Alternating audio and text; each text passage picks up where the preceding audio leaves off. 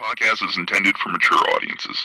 The views and opinions expressed are those of the panelists and do not reflect in any way those of the podcast partners, sponsors, or affiliates. Enjoy.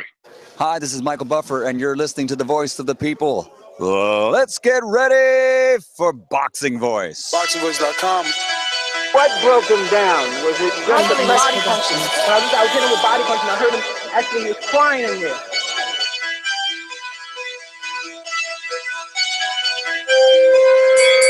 You were saying that Gibbs was crying when you hit him? Yes. When did that happen? And perhaps the fourth round on. Boxingvoice.com. So that you knew you had him by that time. Absolutely, but I knew he was tough and taking those Beyonce punches. Productions.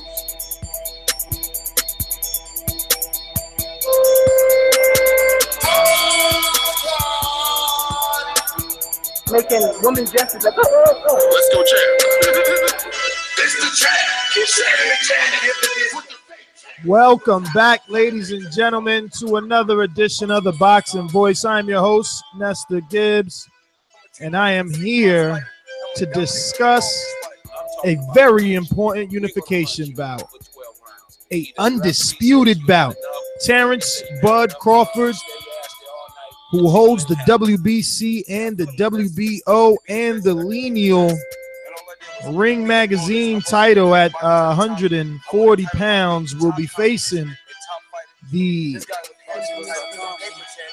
Julius Indongo, a man that made himself a star in like 8 months. He's taken one hell of a trail in those last 8 months, from knocking out Edward Turnowski to going to the UK to face Ricky Burns, and now straight into Crawford. I mean, this man means action, and let's hope that he puts it together in the ring. A bunch of other topics. Shawn Porter pulls out of the Thomas Dulorme fight. We'll let you know why. Has to be very important, being as though those were the prelims on the Fox telecast for the Mayweather-McGregor undercard, and Shawn Porter and Dulorme would have had some very good television exposure. But we'll give you more details on it later, because one Yuldanis gladiator, Ulga, steps in again. Andre Ward to call Bud Crawford and Julius Indongo live on ESPN, and a little bit more. We'll let you know. Plus, a couple of theories that we have with this whole Andre Ward and Bob Arum thing going on. Speaking of the Bob father, we're going to have some news on Arum and Joseph Parker and Bryant Jennings and, obviously Andre Ward and a bunch of other things. And a couple of other topics. We'll get to them throughout the show. So I'm going to go ahead on and head on over to the Golden State. I know he's getting antsy over there. Beyonce Productions. This is a beautiful performance against a very tough guy in Michael Johnson. How do you feel about it? Fuck that. Conor McGregor. Boxingvoice.com. You know me, Larry. From a wicked entrance, from a flip over the rope into a knockout. Now, when the main thing is, I just hope the guy, I wish. Boxingvoice.com. Yes, that's just here. Haters beware. Terence Crawford versus Julius Indongo. One, a fantastic fight just by itself. I think out of everyone in the 140-pound division, that may be the best fight, taking aside maybe Mikey Garcia and Adrian Broner, because we don't know where they are in terms of what weight class they're fighting at. So taking them out of the equation, it's really Sergey Lepinets and Julius Indongo compared to Crawford. And Crawford, now fighting for all the belts except for the IBO, because Julius Indongo will not pay the sanctioning fee. But it doesn't matter, because the IBO is not one of the 4 major sanctioning bodies. So we're going to get an undisputed champion in my book. I can't wait. I can't wait to break it down probably more in depth later. And obviously we have Shawn Porter coming out of the fight due to a family passing away, a family member passing away, and that's very unfortunate. Just thoughts and prayers go out to you, Shawn Porter, and your family in this time of need and just mourning. Andre Ward obviously being on the telecast for this fight on Saturday on ESPN, a top-ranked card. Maybe a further sign that Andre Ward is about to jump ship from Rock Nation, and he's going to be with Top Rank and Bob Arum. Very interesting. And obviously Bob Arum in the news again, saying that Joseph Parker versus Bryant Jennings in the first quarter or the first half of next year. Just another fight of Joseph Parker not really having a unification. I wonder when we're going to get Joseph Parker maybe unifying that belt.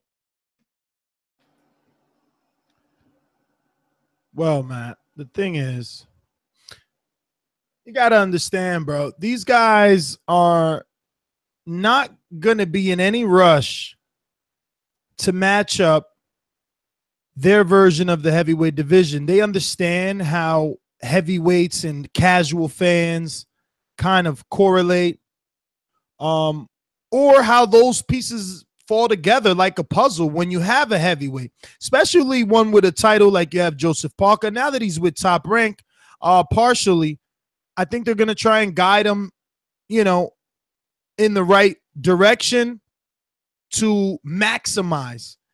I mean, if they do Jennings, don't put it past them if we don't get maybe an Andy Ruiz rematch. That fight was tight. He still has both fighters. You know, I mean, they'll be whispering in his ear, you get this Andy Ruiz, you'll get good money. Why do you need Wilder and all those other guys? You're young. Don't worry about it. Is it because it's Top Rank that we assume we're going to get rematches? No. Rematches? Yes. But I thought you were going to say, like, is it because of Top Rank? Do I assume we're going to get him, you know, taking this route? And I think that they're all. Hold on, very quickly. The Bryant Jennings fight isn't a bad fight, in my opinion. I think Bryant Jennings is arguably a top 10 heavyweight. You can make that argument.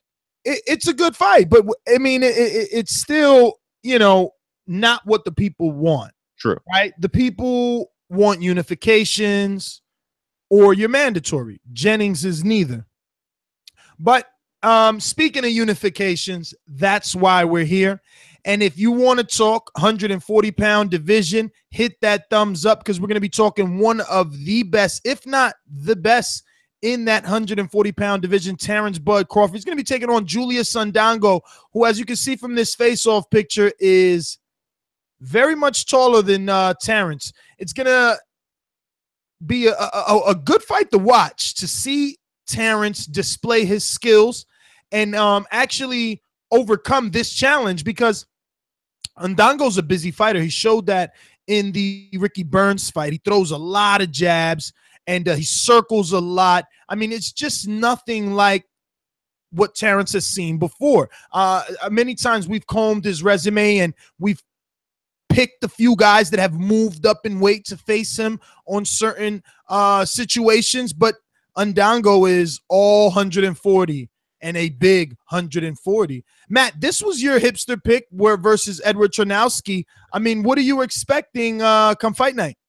Me and Coach in the UK were talking about this the other day, and Julius Indongo definitely has some power. That's definitely I don't know if it's an equalizer, but it definitely is something that Terence Crawford's going to have to deal with. This may be the heaviest hitter Crawford has faced since what?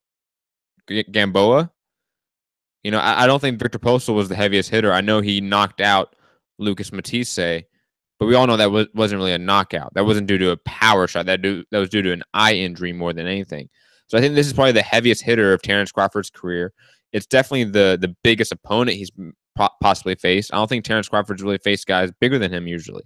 He usually is the taller guy with the longer reach. We don't know. Case in point, the Felix Diaz fight. Case in point, the Gamboa fight. So this is a lot of X factors to this fight that make this entire bout interesting. I think Terence Crawford's going to face some issues at first.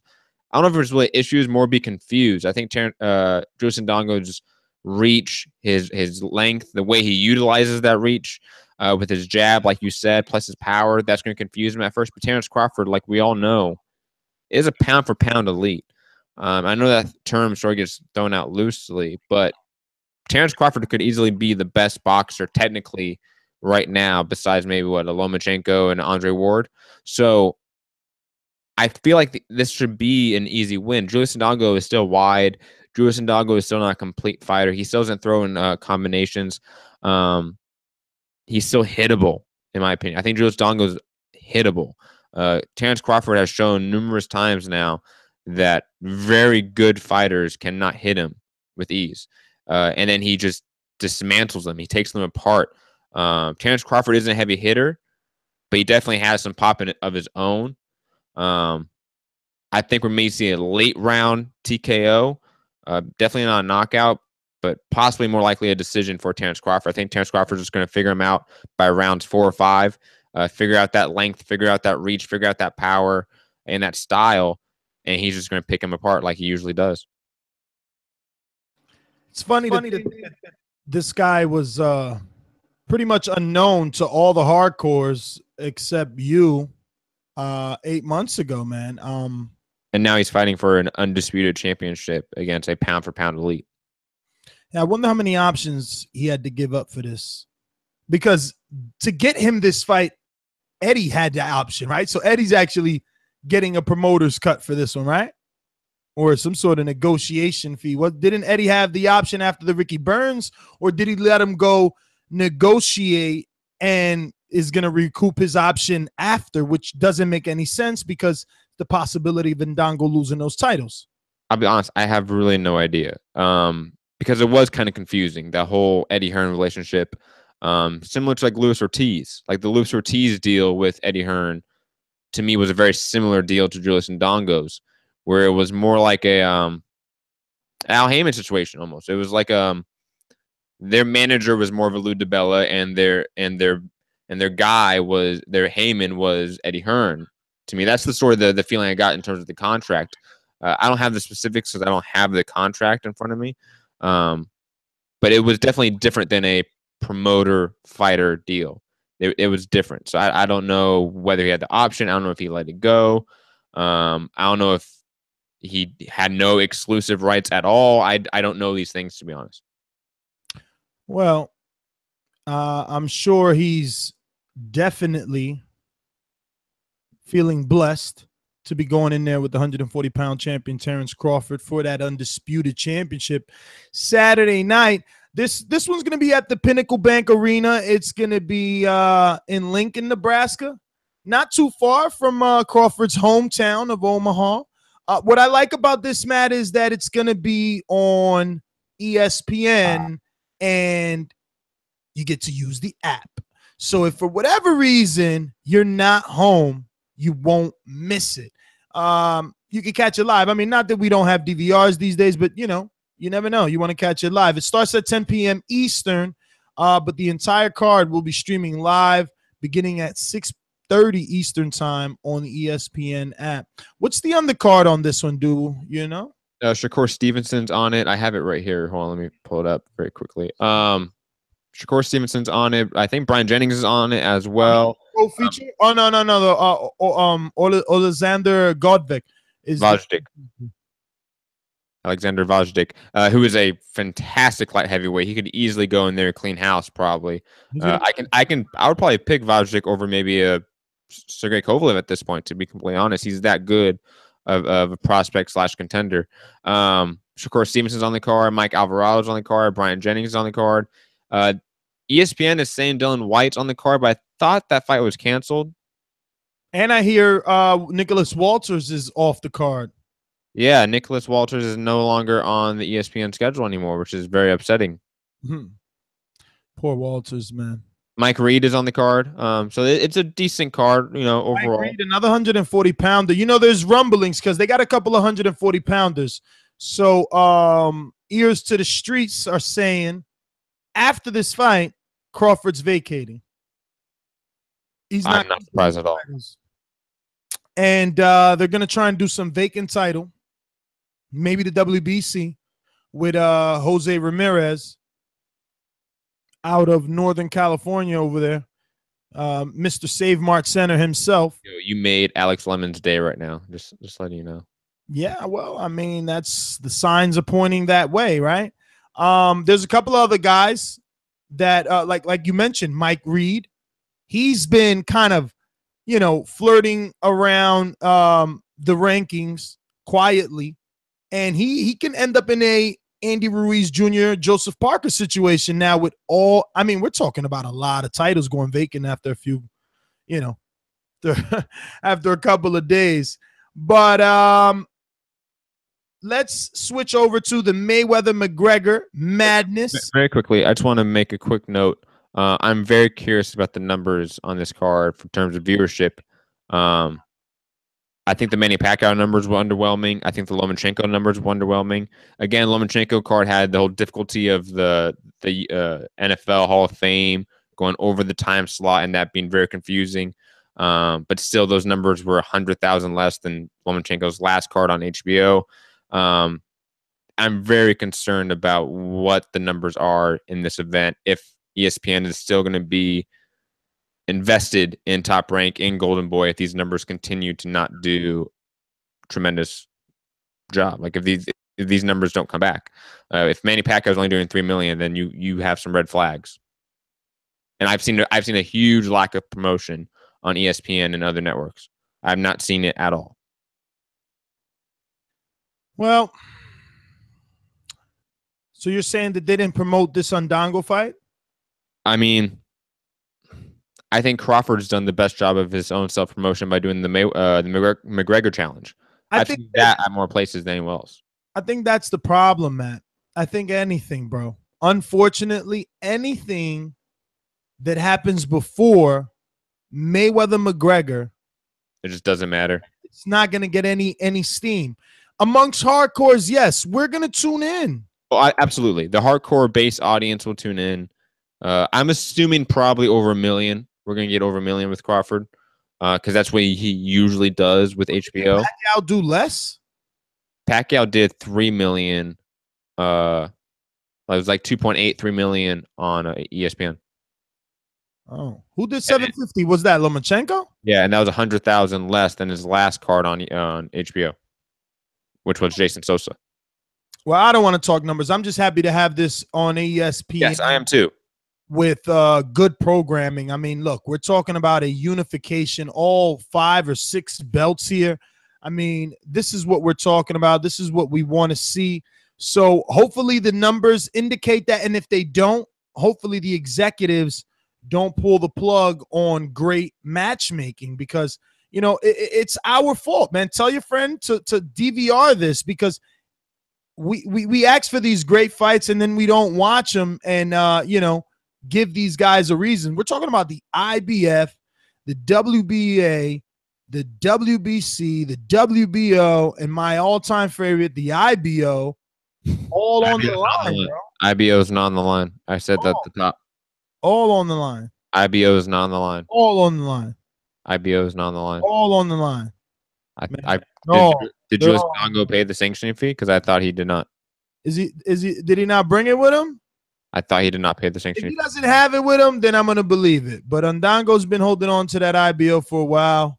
Well, it's still like technically like he has a version forever, like that. No, of course. He can just have that. You know what I mean? So it doesn't necessarily mean he's sanctioned by them.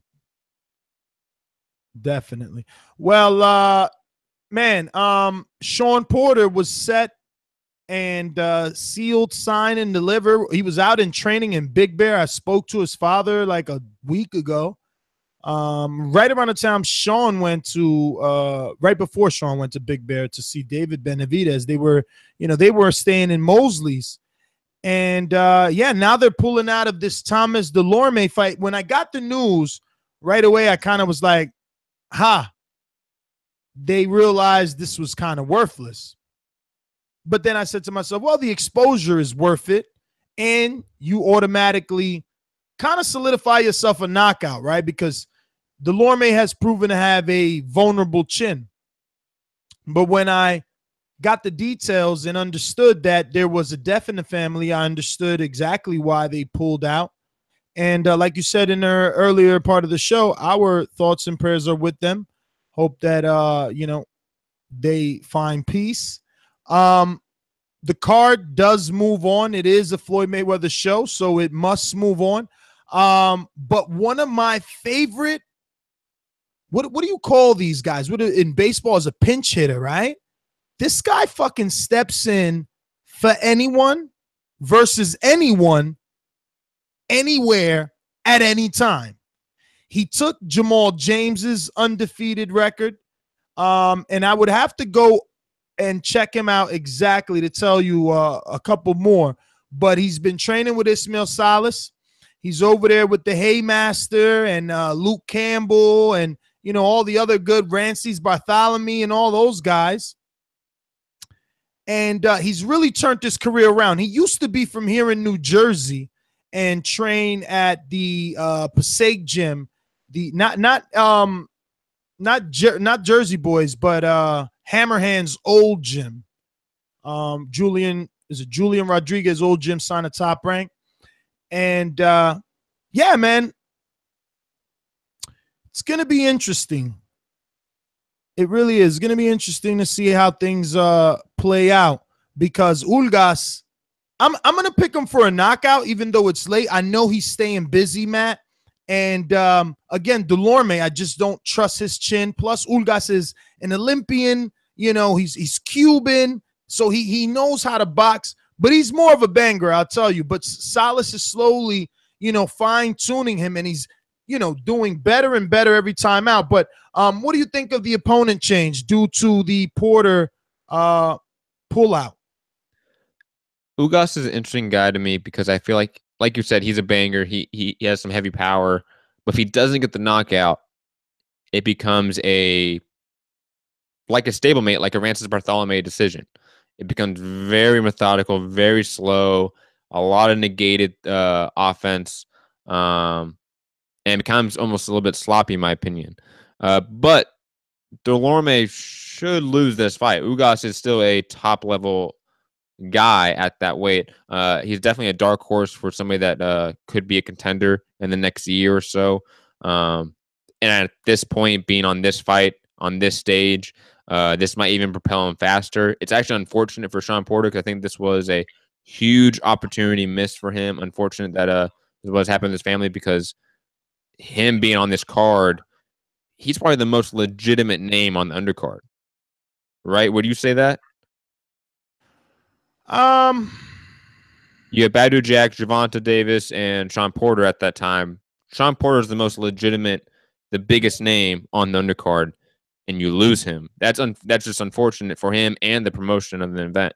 And him being on the sort of like pseudo main event of the prelims on Fox Sports 1, where there's going to be a huge UFC audience. God knows what the numbers are going to be at that.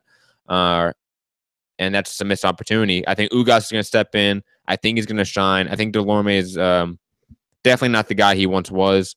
I think Ugas should get late fight stoppage, TKO or knockout, maybe like 8th round or the 9th round.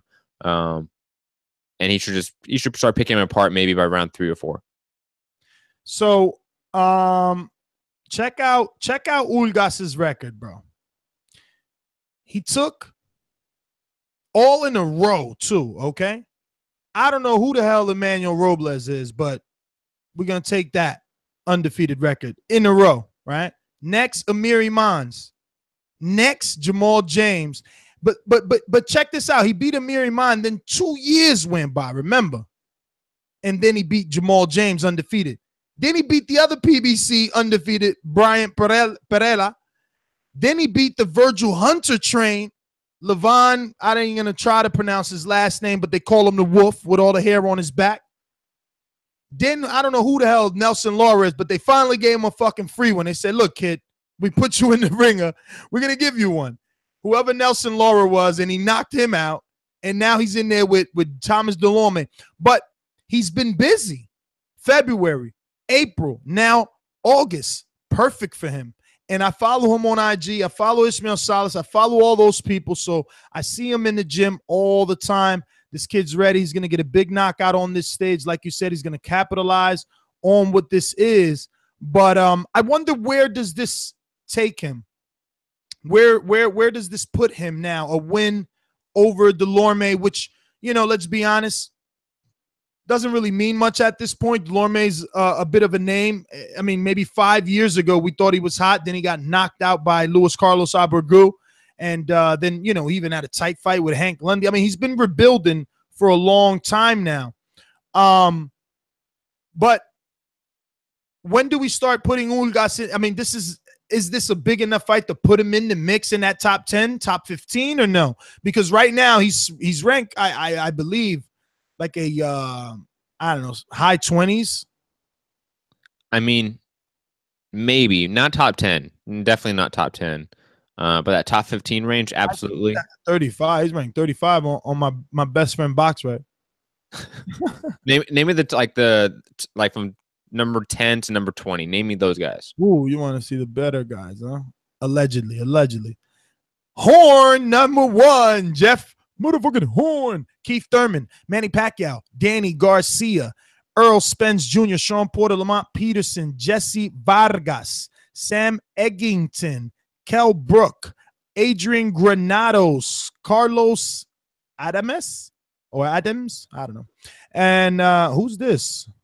That's somebody new. He just popped on the scene. Who's this guy? I don't even know what countries is, like Quadrado or Quadradutia. Let's get Jeffrey on it. But yeah, that's their top 10. No, name me everyone. Omar Figueroa, David Avenison, Andre Berto, Constantine Panamera, Lucas Matisse.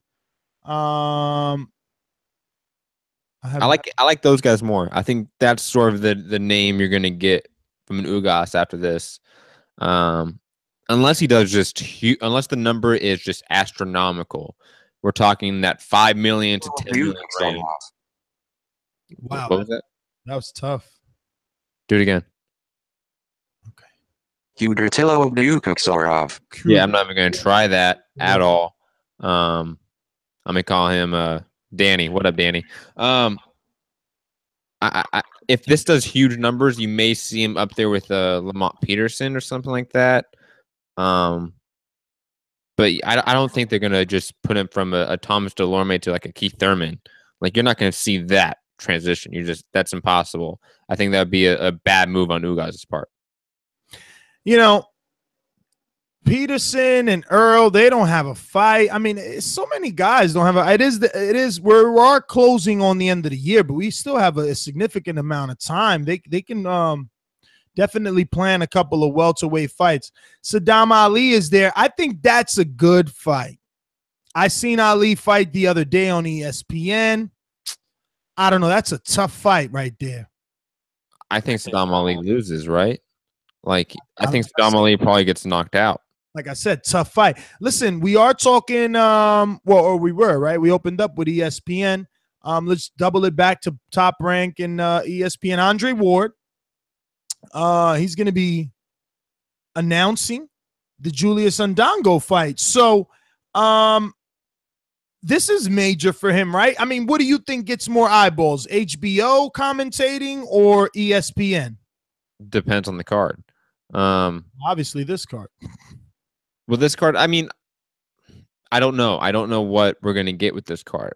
I think this is going to be a better barometer because hopefully we're not going to get what happened with the Lomachenko card where everyone had no idea what channel the fights were even on. Hopefully that doesn't happen here and we get a better barometer of what Top Rank does on ESPN compared to HBO. But I'm assuming it should do a little bit better. I would assume that. ESPN is in more homes than HBO, obviously, so I would safely assume that. But it's Andre Ward. I mean, Andre Ward's not the best commentator or the most lively one. Like, he is no Paulie. But, I mean, come on. What we really want to talk about with this entire story is that Andre Ward's probably going to sign with Top Rank. Like, this is just another indicator of this Andre Ward, James Prince, Bob Arum relationship, and we're gonna get a lot of all these guys managed by Prince and Dubin being promoted by Bob Arum. There's this newfound relationship, obviously, and we're gonna get Andre Ward on Top Rank cards. I would say within the next 12 months. Hey man, let's do it. Let's see it, right? Bob, like, again, you know, people called me biased. He has to be better than Rock Nation. Like, it has to be better than Rock Nation. It is better than Rock Nation because look at what they have already done. They've already gotten him commentating air television time on a major broadcast for a big unification fight. Undisputed. Andre Ward was doing commentary for HBO cards. Yeah, of course. And he was signed with The Rock at that point as well, was he not? Yeah. So, I mean, they did get him. This is more eyeballs, right? And then on top of that, they got him a side gig covering Mayweather-McGregor. So that's even more. He's probably going to be at the fight week, covering it for ESPN. So that's pretty good. Now, we don't know if Bob has anything to do with it. I do find it strange that he's going to be calling a top-ranked fight, and, we're hearing rumors of a Andre Ward affiliate in Bryant Jennings, possibly facing Joseph Parker next in the coming year or whatever. Look, obviously, again, Forrest Stevenson, who's signed with James Prince, is also signed with Top Rank, who's also managed by Andre Ward. Look, I've been called biased in the past, but I'll say the same thing I said then.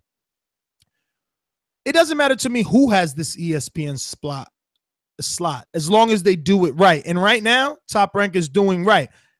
Some would argue that they're not because of Julius Indongo's popularity or star caliber, but at the end of the day, it's an undisputed unification for free on ESPN. That's good. The Lomachenko fight, Mariaga, yeah, you might not like that, but you still had Pacquiao for free on ESPN. So you got to take a little bit of the good with a little bit of the bad. And if they could bring Ward to Top Rank and put him on ESPN and continue to get ESPN to give him a bigger budget, because I know Bob can't do it on this ESPN budget. It's going to be difficult to get a guy like Ward, who's a $6 million fighter, $2.5 million fighter, when he's fighting tune-ups. So I don't know. I just wish them the best. I want this to work. I don't want ESPN to give up on boxing. Here's the thing. ESPN has been losing subscribers by the millions in the last few years. Obviously, Bob Arum is transitioning from HBO to something else. Is ESPN the final destination? I don't know. There may be a reason we haven't heard about a solid contract with ESPN, a 3-year deal, a 5-year deal for X amount of dollars. We don't hear that for a reason, I think, because this may be a very non-exclusive contract sort of thing. And this may just be a Band-Aid to sort of figure out what's next. Where's the next network for Top Rank Boxing? Is ESPN it? I don't know. I don't think it is, to be honest. I know ESPN has been investing a lot of time into boxing recently, but then again, it's a boom period right now. We're in a massive boom period because of Mayweather-McGregor. The entire sport, both sports, are being lifted up because of that. And once that's over, it's going to go back to what we had last year. Last year was a tough year for the sport. That's the nature of prize fighting, is the ebbs and flows of the market. I don't think ESPN is the final spot for Top Rank. I know Bob Arum is one of the smartest guys when it comes to business. I know he is a shark when it comes to business. He's going to have something figured out long term very soon, in my opinion. And I think just the overall rollout of Top Rank on ESPN hasn't been that great. Yes, we got Manny Pacquiao, but ignoring hindsight, that fight was a mismatch. Yes, it turned out to be a great fight, and I even thought Jeff Horn won it. But before the fight, that was a mismatch. The next big card for Top Rank was a mismatch. And now we get a good fight. I'll give you that, a great fight, in my opinion. But the card isn't that great either. We got names and all mismatches. It needs to be something else. Boxing can't give the same old on the same network because it failed. Boxing on ESPN failed a couple years ago. So you need to do something else. You need to innovate. You need to change the game up. Change the presentation up. I don't know what the answer is. I'm not an expert in marketing or PR or anything like that, but I'm a consumer, and from my own consumer eyes, it's the same shit, and that's not going to sell to a larger audience or a younger audience, in my opinion. Well, hopefully they dangle the Joseph Parker carrot in front of Andre Ward and get him to sign a Top Rank. What do you think? Was his heavyweight shout-outs real? Do you think that if Top Rank presented it to him, that's something that he would really take, or was that just capitalizing on a post-fight? It's so weird because I think a lot of fighters say some stupid shit post-fight that through the adrenaline and all that they don't mean.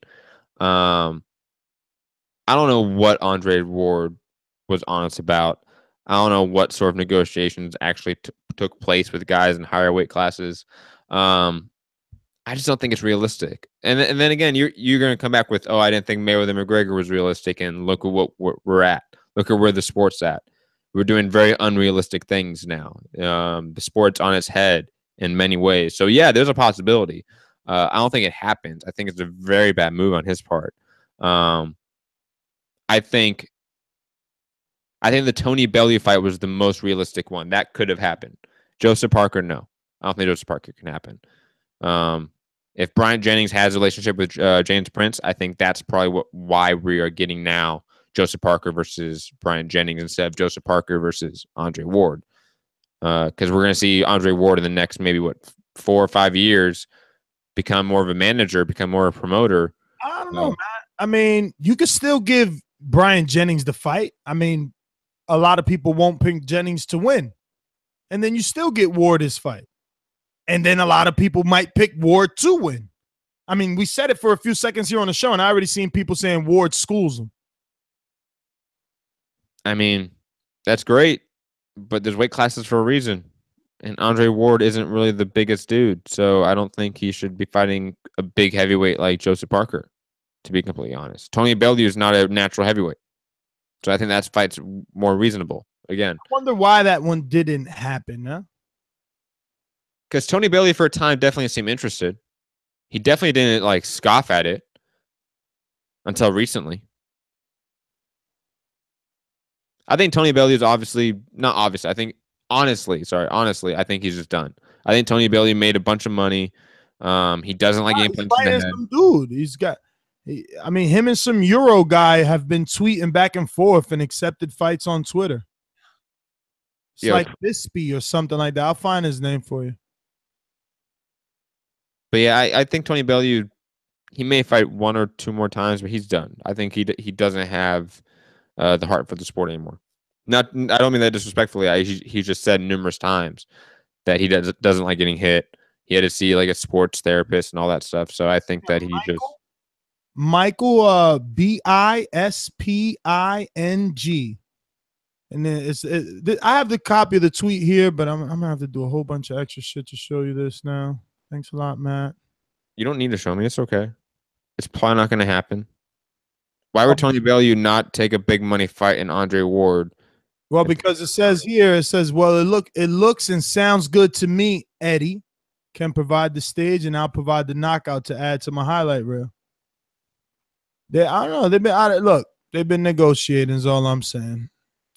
You know, look, when it's one thing to beat David Haye with a injured ACL, and another thing to get in there with Andre Ward, who's an Olympian and battle proven. Forget everything that all the accolades you could run down. He's battle proven. He's been in there with the best. I think it's time, unless you got any other. Oh yeah, you want to mention the Luis Nery fight, right, from Mexico? Of course. Luis Nery. Shout out to the new champ and the new for knocking out the legend in Yamanaka. In the bantamweight division, 118. So now we have like maybe a new kingpin at that division. It's gonna be interesting to see if like Inoue moves up and fights him, or if Luis Nery is gonna move up to maybe Rigondeaux's division. Luis Nery, definitely go watch that. It's on YouTube. You can definitely see it on numerous channels. I won't name them, but definitely go watch that fight. It's a fourth round knockout. Luis Nery, man, he's definitely a guy to watch. He was a prospect of the year for a lot of outlets last year, and now he's beat a champion, possibly retired him. Shout out to Luis Nery. And Rigo's at 22, right? Yes. Maybe he needs to take a dip down. He's got to start making some noise like that, right? I mean, that's did Luis Nery really make any noise? No. I know Yamanaka for some time now, so I think amongst the hardcores he did do something. But I mean, for Rigo to drop down and take on this new title holder, it would make noise for him. Like, remain champion at 22, just drop for this fight, because I mean, he's calling out guys that it doesn't seem feasible. I know that there are rumors that offers have been sent to one another and all this yippity yap. I believe it when I see it. I mean, I did contact Rigondeaux's social media director. I'm not going to say it's director. It could have been him. I don't know. Whoever runs the social media accounts for Rigondeaux. And they said they are in negotiations. Well, you should contact them. Tell them I want to go to the camp ASAP. I think it's time we open up the phone lines unless you have any other headline. No, that's it. We can go to the sponsors and the phone lines. Well, let's do that. These calls are brought to you by El Camino Electrical Services, experts in electric vehicle charging stations. For consultations and turnkey installation, visit us at elcaminoelectricalservices.com. Remember that number, ladies and gentlemen, 1-425-569-5241. 1-425-569-5241. Press 1 time if you want to voice your opinion here on the Voice of the People hotline. Make sure all our international callers, anybody want to call in on Skype, add Nestor Gibbs, NESTORGIBBS. We're going out to Class and Bound in Texas. Talk to me. Hey, what's going on? Sweet. So yeah, first of all, condolences out to the Porter family. Losing a family member is really hard, and just hopefully they can bounce back and do what they need to. Family comes first before anything in the world, because that's the most important thing.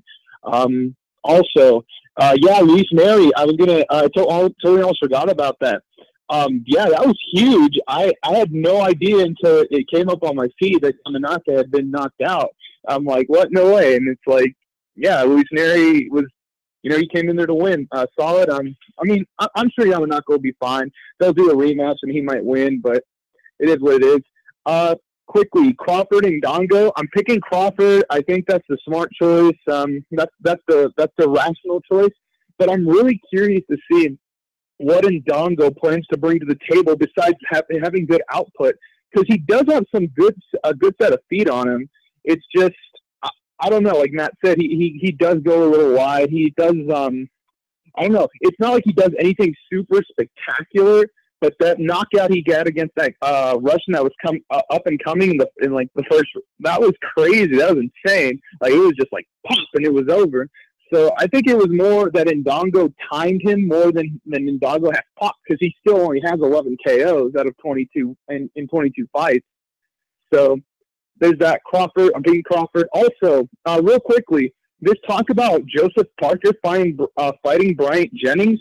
Isn't Bryant Jennings is fighting this weekend? Is he not?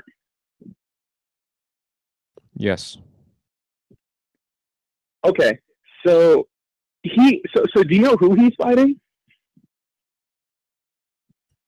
I had it up. Let me find it. A body. Yeah, it's somebody. Nobody of note. Yeah. So somebody Joseph Parker already knocked out. So I'm not too interested in seeing that fight, to be honest, because it's like I'd rather see Parker have to fight someone like, I don't know, give me like give me a Brazil or a Dylan White, or give me a honestly, I think Andy Ruiz deserves the rematch. He definitely has a case for it, unlike Stavern. And I don't know, man. I just feel like that all in general, like Wilder got a lot of shit for after Stavern for not stepping up his competition. Bryant Jennings is coming off a KO loss and hasn't been in the ring in a while. So I don't know how people are just like passing on this guy, but it is what it is. Oh, that's all I got for you. All right, Class and Bound. Thanks for calling in, Nestor. Matt. We got Canadian Jose and KM Star on the line. Popping all this champagne, popping all this rosé, getting money like Jose, chain cold, Norway, shorty wants that foreplay, I'm like, no way, gotta rock it like Coldplay, killing it, OJ, getting cheese like Green Bay, call me Aaron Rodgers, hopped out that Dodger, dodging them coppers, my boy got them choppers, you don't want no problem. Jose. Yo, boys, what's going on? I was driving and on speakerphone, and I actually pulled over on the side of the road here just so I could put my phone here and actually speak and be heard, man. Good call by what's his name there, Class and Bound. Anyway, this fight coming up this weekend, man. I think it's a great fight. Like, we've been spoiled as boxing fans. Now we get to see who I think is the best boxer right now in all of boxing right now fight. He's fighting against, you know, an unformidable opponent. Obviously, this guy's not even close to being his level. I don't even think he's even a top 10 opponent, but whatever. It is the unification, and it's going to be cool to be able to see Crawford rock all the belts. So I'm just wondering if all these belts is going to catapult him to superstardom, right? I mean, it hasn't happened in so long. Could this be what, like, Crawford, who's already kind of aging, like, you know, could this be the thing that kind of puts him over the top and maybe puts him in the limelight? I don't know, man. But just picture if it does. I think it'd be amazing if we could have, you know, a TBV reunion. Can you guys imagine in Omaha? How cool that would be? I don't know what you guys know about that place or that part of the country. I don't know how Omaha and Man, I would love cool to are in go. the same sentence. Come on, it's got to be interesting to go and check that out. It isn't or not? No, it's not. I've been in Omaha. It's not. There's nothing there. Nothing there at all. It's like Nebraska. I was just wondering, man, how interesting it would be to be able to. Yeah. Well, I mean, it is what it is, right? But I mean, you know, who knows? Anyway, it's an exciting fight. I honestly predict Crawford's gonna just make a show, and it's gonna be a one-sided fight. Hopefully, you know, get a 6th or 7th round stoppage, and you know, after that, man, it's just gonna continue to be the mayhem of Mayweather and McGregor, man. It's just nonstop, and obviously we touched on it yesterday on the Spontaneous show, but Mayweather's just a master promoter, master genius, and again, his name's in the press all over the place, and people can hate all they want, but the fight is going to be the biggest fight in boxing history, man. It's going to be, like, it's going to totally kill Pacquiao Mayweather, and yeah, man, excited on that. Just so you guys know, the TBV actually made the news broadcast here in Canada. The footage from Border Wars actually made it here. You guys weren't given due credit, but let me say it now on the air. You guys were actually on Canada, so it was amazing to see that. And keep up the hard work, boys. Talk to you guys later. Peace. All right, Jose, thanks for calling in on that boomerang status. We're getting out to KM Star. Talk to us, brother. Hey, how you guys doing? I don't know what's wrong with me. Like, here we have a unification fight between a very talented superstar in Terence Crawford and a legitimate title holder in Indongo. And I'm having difficulty getting excited. I don't know why. I just feel like, oh, yeah, this fight's on this weekend. It's for the 140, pound unified championship. I don't get it. I should feel way more hyped up about it. And I'm asking myself, is it just because the very following week is the McGregor-Mayweather fight? There's been so much going on in the news about it. Pretty much I'm on YouTube. Every free chance I get, I'm looking at what? I'm looking at some interview about this Mayweather-McGregor thing. I mean, no one's even talking about Canelo versus Triple G right now. It kind of sucks. I mean, the timing sucks. This fight deserves more excitement, more props, and I can't will myself to care that much. It's awful to say. I'm gonna go with Terence Crawford. I just think he's typically the smart money bet. Indongo has physical height, etc. But I just think we've seen Terence Crawford deal with that. I think someone said he usually has a height advantage. I forget though. Wasn't Postal taller than him? You know what I mean? Wasn't like Indongo kind of like a Postal type of dude, in height and stuff, or the other way around? I mean. But anyway, so that's how I feel about the whole thing. Keep up the good work with all the coverage, etc. I'm actually really looking forward to leading up to next weekend's fight. As crazy as it sounds, I guess I am more casual than I thought. Anyway, thanks everybody. Bye.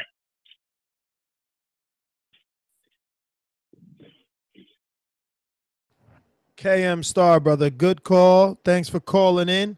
Let's get out to Northern California's own Mr. Top Rank. I won't deny it. Dollar D Beyonce Productions. Come with me. Hail Mary, run quick, see what we have here now. Boxingvoice.com.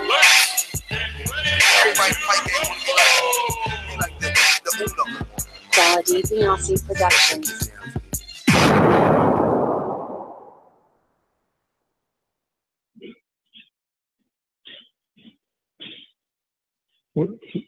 What's up, guys?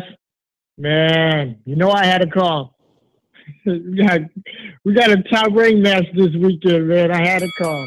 I can't believe this weekend's fight is going under the radar this bad, man. I mean, it's Crawford Postal all over again, man. And that was a 1 versus 2 title match.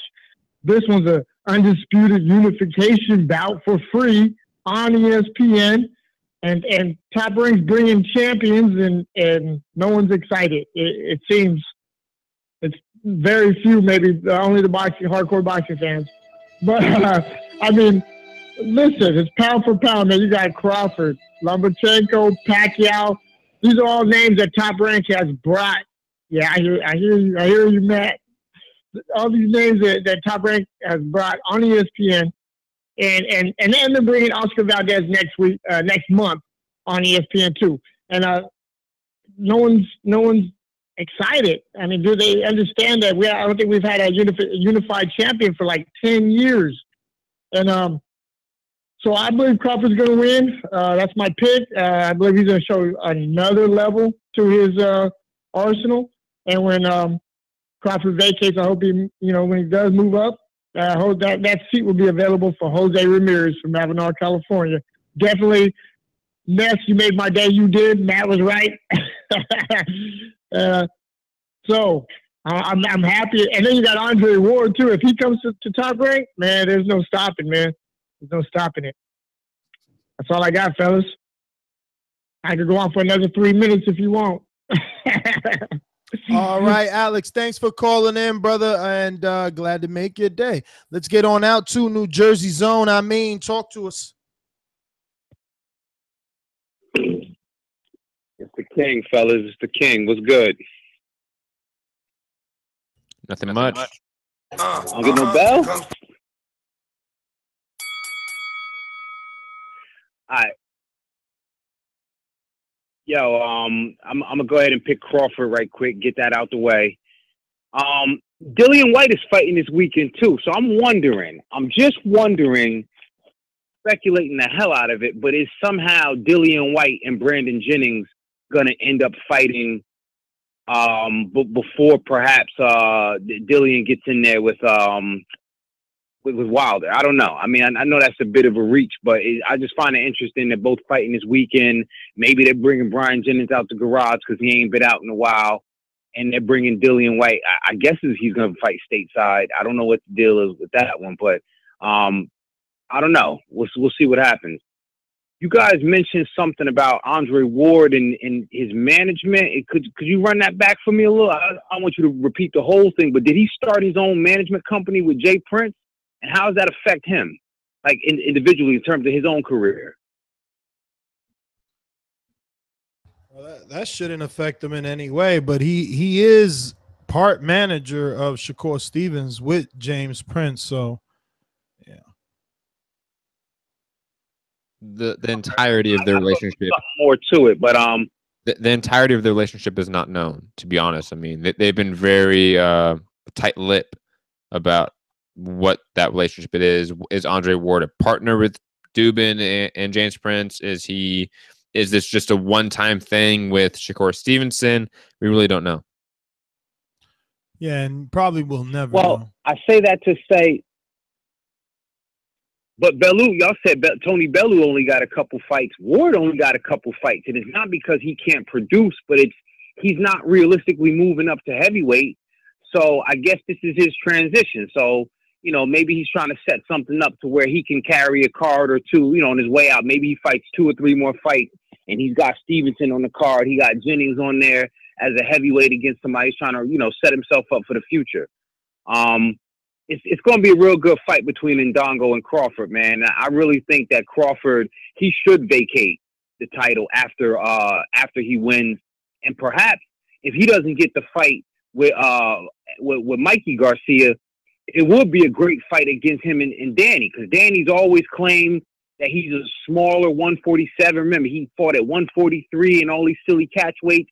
So if Crawford, who averages about 152, 153 after the weigh-in, is moving up anyway, then I guess, the guys can call it a wash and just say, look, I'm fighting a small 147. You know what I mean? So I don't know. I think one of the Garcias is a good fight for Terence when he pulls this out. Not if, when he pulls it out. Then Indongo could fight whoever. They're going to, they're going to let Indongo get a chance to win that title back. All right, fellas. I mean, thank you. Matt, get to him. Hey, what's going on, TBV? How y'all doing? What's up? Cruising. Chilling, buddy. Hey, looking through that card, I said there's Speak into the mic, please. top to bottom. Oh, sorry, buddy. In every fight on that card, there's somebody in there that's worth seeing. Now, are they matched up against somebody outside the Crawford fight? They're not matched up against anybody that's going to be a fight. But, man, there's somebody worth seeing in every fight. And before I get into my Crawford prediction, hey, two cats there, the next coming up from Nebraska that are on that card, Kevin Ventura and Steven So-Cold Nelson, particularly Nelson at the light heavyweight. Hey, the hardcore keeping on him. And on the Sunday show, I'll be curious to hear what some of you guys think about those guys. But watch, Nelson was an Olympic alternate and was on the Team USA World Series of Boxing team, man. The guy's got some knockout power, smooth, and he's entertaining. As far as Crawford, and man, this is going to be one where traditionally, you know, like always, he's a slow starter. I think Indongo's going to go for broke on the deal. He knows he's not going to win a decision in Nebraska. It's not happening if it's close. He's going to go for broke, man. Hey, Terrence is going to catch him. I'm saying, now last fight, I nailed it to the round and everything. I'm saying this one, he's putting him to sleep within 5. I'm going to say, no, let's go 4th round, KO. It's over. It's going to be a signature knockout for the highlight reel. After that, the only thing he's staying at 144 is Mikey Garcia. I agree with the previous caller. I would love, especially as much as Angel Garcia was running his mouth, hey, I'd love for those guys to get a crack at Danny. If not, hey, bring on one time. All right, Cruiser. Well, thanks for calling in, my friend. Let's get out. Didn't Terence Crawford beat Danny Garcia in the amateurs? They both beat each other. Okay, thank you. Believe it to Dan, he feels he won both. Of course. He feels like he beat Thurman, too. So and Lamont Peterson and Herrera. We're going to Larry, San Francisco.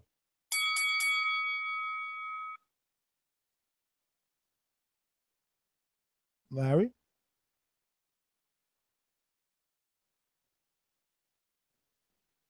Hey.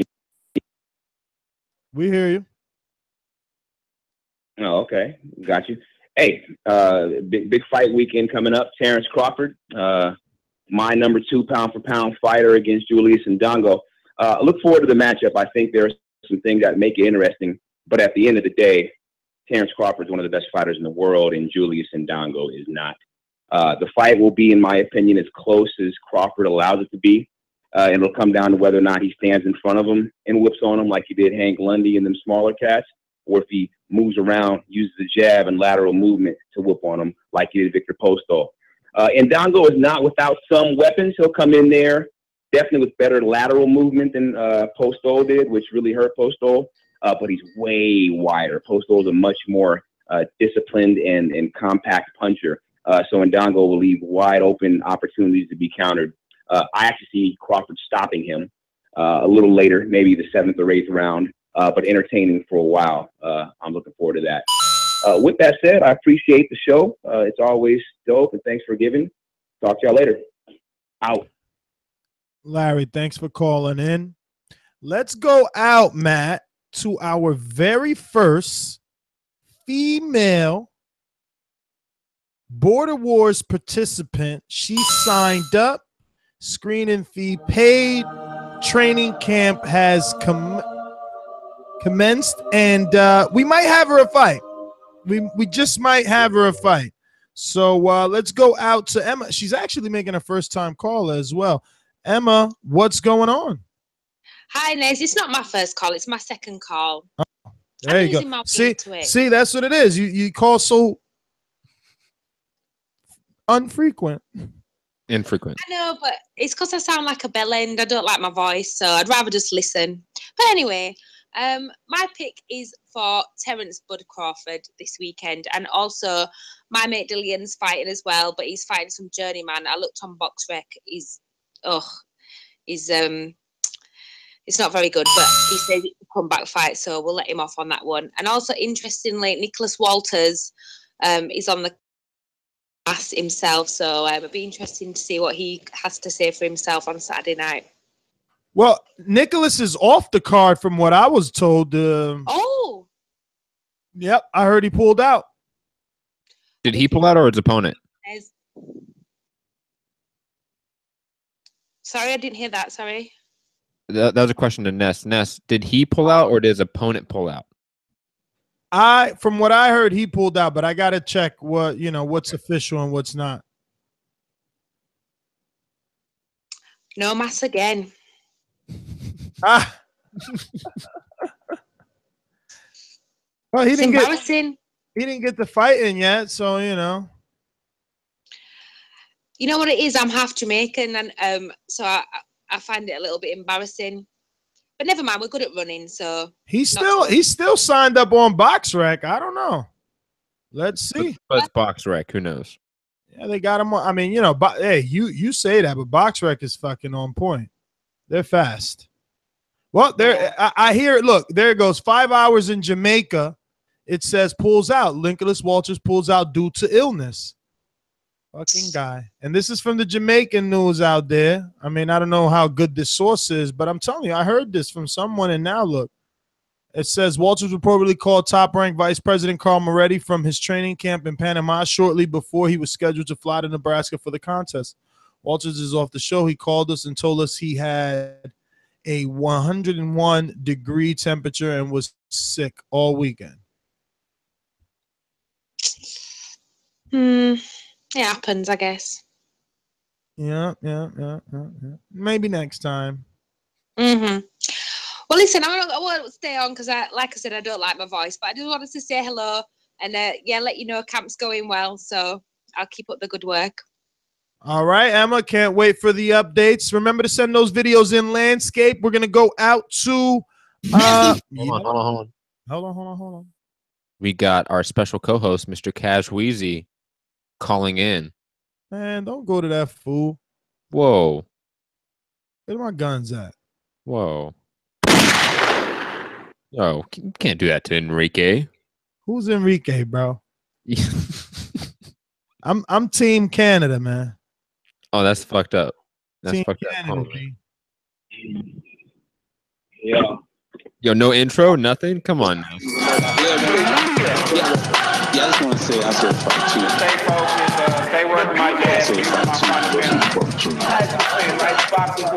Because if he comes to fight, then I'm gonna do for him. I said fight two. I think you accurate.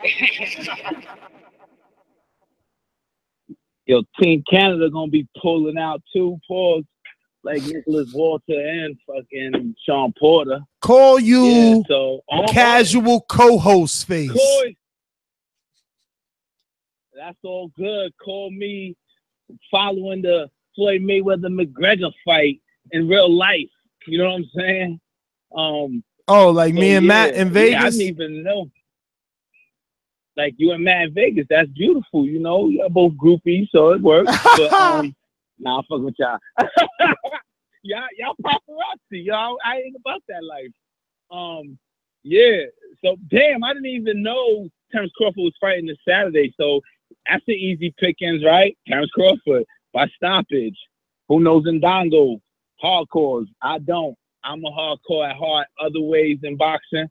Not with Indongo, so I know no history. I know Terence Crawford. You know, I know he beat my boy Gamboa. So yeah, I'm gonna give him all the chips on the betting table. Other than that, Shawn Porter pulls out. Is that true? Why? What's the word? You probably did a breakout show on that. I missed it. I was working. I apologize for not being on the scene, Matt. You know, I miss you, Matt. I miss arguing or hearing you argue with other people. Other than that, Border Wars. I can't wait to hit my gym back up and document my workouts and my weight loss. I'm gonna take it extremely serious. I know it sounds like bullcrap. Yo, that sounds like a jacked idea from Young Ali. I'm just saying. Young Ali's really young Joe Frazier, but I don't know if that even makes sense. Young Ali's a little bit overhyped about his weight loss because he's been on that shit for about 2 years. He reached his plateau and he ain't passed it yet. So he knows it. That's why he's asking for $3 for Dunkin' Donuts. He need to ask for $3 for fucking Slim Fast and keep it moving. Nah, I'm fucking with you, Ness. Yeah, I see you in Border Wars 3, B. See you in Border Wars 3. I'm not going to choose to fight you, man, at Border Wars 3. You know, I'm going to pick my pickings. And, you know, I saw it. You know, Border Wars 3, probably I'll be co-main event or main event because my shit is going to look extremely serious.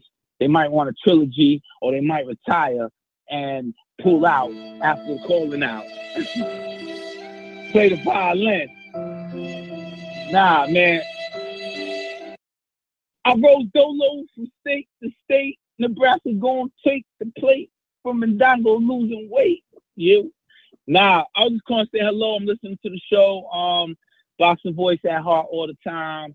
And shout out to Matt for going to Vegas in the whip. Great. Good job, Matt. I saw the tape and I saw you all behind the scenes on everybody's footage. So yeah, donate the boxing apparel too, by the way, man. My shit is looking low. I'm living in the back of my van now in New York City. So, you know, I'm plugged up to one of these free recharge your phones brought to you by Mayor Bloomberg. Nah, I'm fucking with you guys, man. Talk soon. Shout out to Emma. Her voice is beautiful.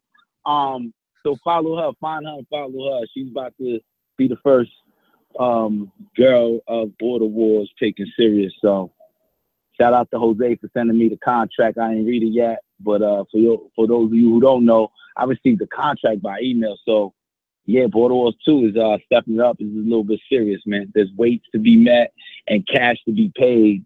So I see y'all there, man. Have a good show. I'm here. Maybe I'll catch up at overtime. All right, Enrique. Let me see where we left off. We got to go to one of our alumni callers. It's going to be a treat to get this guy on.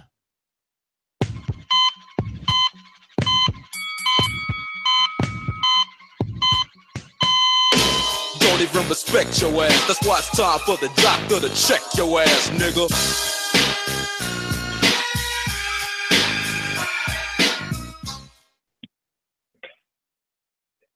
Yo, Fight Doctor in the house on Rick James status as always. What's going on, gentlemen? What's up, Fight Doctor? How are you? Listen, this is how I'm doing. The Fight Doctor is going to put the Border Wars light heavyweights on notice. I'm at 190 pounds. Bitches, I'm coming for you. You're a little late, all right? I'm just saying. Most. Well, listen. I guess Border Wars 3. I guess you're training for Border Wars 3. Border Wars. That's what I'm talking about. Okay. Look, I need time to work it all out. Okay, but I'm putting the light heavyweights on notice. Look, Ness, you can get some too. Okay, if you don't start talking all that bullshit. Okay, I got something for you too, buddy. Okay. No, I would love to see Fight Doctor throwing a couple of punches. Okay. Yeah, well, you might be on the receiving end if you don't start talking on that bullshit, okay? You got it, man. I'm on Team Fight Doctor over here. Real quick, Andre Ward. Listen, it doesn't make sense. Look, it doesn't. If it don't make dollars, it don't make sense, okay? Now, honestly, I understand that he's chasing legacy, this, that, and the other, but at the end of the day, it's called prize fighting. Prize fighting, and he's getting towards the end of his career. He only has so many fights left. Okay, so if there's nothing at heavyweight that's really big, not Joseph Parker, because Joseph Parker is not a big fight. It's not. Coming off of the 2 wins over Sergey Kovalev, look, those were good fights. Those were big fights. Who can he fight at heavyweight that really makes him money outside of Anthony Joshua? Okay? Nobody. Not even Wilder really makes him all that kind of money for the risk involved. So I think the smart thing to do, if I were handling Andre Ward, I would angle for the Golovkin fight.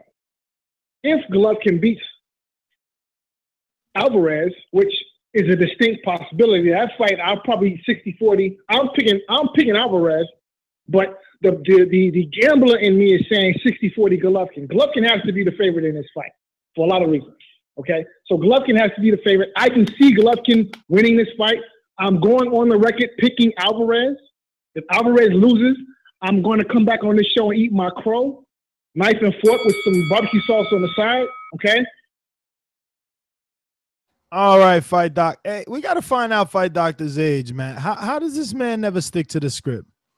720-504. First time caller, 720-504. Hey there. I'm a return caller. I've called in once. It was back during the Anthony Joshua Molina fight. This is Anton the Annihilator from Boulder, Colorado. What's going on, Anton? Well, I feel very fortunate. I've been a casual fan for 17 years, and this Saturday will be my first fight night seeing Terence Crawford punish and humiliate Julius Indongo. I'm really excited about the whole card. It looks like there's lots of good people on it, and I'm just really excited about it. All right. I think in the first 3 to 5 rounds, he's gonna find his range, and he's gonna eventually sort him out. He's gonna turn it up after the 5th, and it'll probably be a late TKO for Terence Bud Crawford. So, do you know anything about Indongo? Yeah, I've seen him fight. I've seen him fight Ricky Burns, and he got a decision on there. And I saw him knock out that Russian guy. Very impressive knockout. Kind of like the 2 biggest fights he has online right now. Other than that, I've seen a few fights that he's kind of done, like in hotel lobbies, like a long, long time ago. And yeah, Crawford's definitely the more skilled fighter. And you know, a lot of people are not taking you know, Julius Indongo serious, and he is a serious fighter, but one person that does take everybody serious, because nobody used to take him serious, and that's Terence Bud Crawford. There for a while, he was the B-side until people started taking him serious. So he's been on that other side of nobody taking him serious, and he's definitely going to punish him. Well, Anton, thanks for calling in. And you know what? I remember way back when Terence was a quote-unquote B-side, when he stepped in with British Prescott at 140 pounds, way before he fought at 140 pounds. He just took that fight to make his name and bones. Matt, did you get to watch that one live, or were you a YouTuber back then? Or did you have to YouTube it? Matt stepped away. We're going to go to CT in Connecticut. Talk to me. Hold on, that's Terence Crawford. I just think he has his versatility of delivery is unmatched. You know what I mean? He's very versatile. Huh? Go ahead. Oh, okay. Yeah, I think Indongo will probably read Indongo the first couple of rounds, and then after that, you know, Bud will just turn it up. Like I said, his versatility of delivery is unmatched. He can end it in so many different ways, and I think his power is underrated. And he has a really good killer instinct in the ring. So I think he'll catch Indongo in between shots and in between exchanges. And I could see him getting a Indongo out of there probably like 9th round. I'm also looking forward to Golsick, you know, because I think he's one of the up-and-coming light heavyweights. I would actually like to see, if he wins, I would like to see him fight P-Ball next. You know, get them two fighting each other. Who would you favor out of them two? Out of Goldrick and who? P-Ball. Who? P-Ball. T-Bone. I'm trying to think. No, P-Ball. I have no clue. P-I-V-O-L. He's like an up-and-coming Russian. I think he just fought on HBO. Damn, I'm trying to think what pay-per-view he was just on. anyways, he's up and coming. He just knocked somebody out recently. Bivol. Bivol. Yeah. Yeah. Oh yeah. Now that's who? I don't know. I haven't seen enough of either man to really, you know what I mean? I've seen Bivol a few times. He's been on Showtime. Okay. All right. But Yeah, Matt, what about you, Matt? I know that you follow especially this Godvik guy. You follow him. So who would you pick between those two? If they fought right now, probably Vajdic. I think he's a little more established. He beat Isaac Chalemba. That's a great win. I don't think Bivol has that win yet, but Bivol could beat him. I think it's a little bit too early to call for that fight. And I think it's a little bit too early to make that fight as well. But that is a good fight. That's like a James DeGale, George Groves sort of matchup if it were to happen. We get two really highly touted prospects / contenders fighting when they really shouldn't be fighting or they don't need to fight. Yeah, Bivol's pretty good though. Technically, like he's one of the most technically sound fighters I've seen in a while, especially prospect wise. But CT, that's about it. But thank you for calling in, my friend. Let's get out to some more callers on the line. We got some alumni. Mr. Info Joe. This portion of the show we call In the Know, presented by my brother. Back up in the Heezy, baby. What up, Boxing Voice? Joe, what up? First off, man, shout out to a fighter from my home state, Sugar Shane Mosley. Enjoy your retirement. I'm sure the boxing gods are pleased with your service. Thank you, Shane. You're a future Hall of Famer, my boxing brother. Let's give him a round of applause for his service.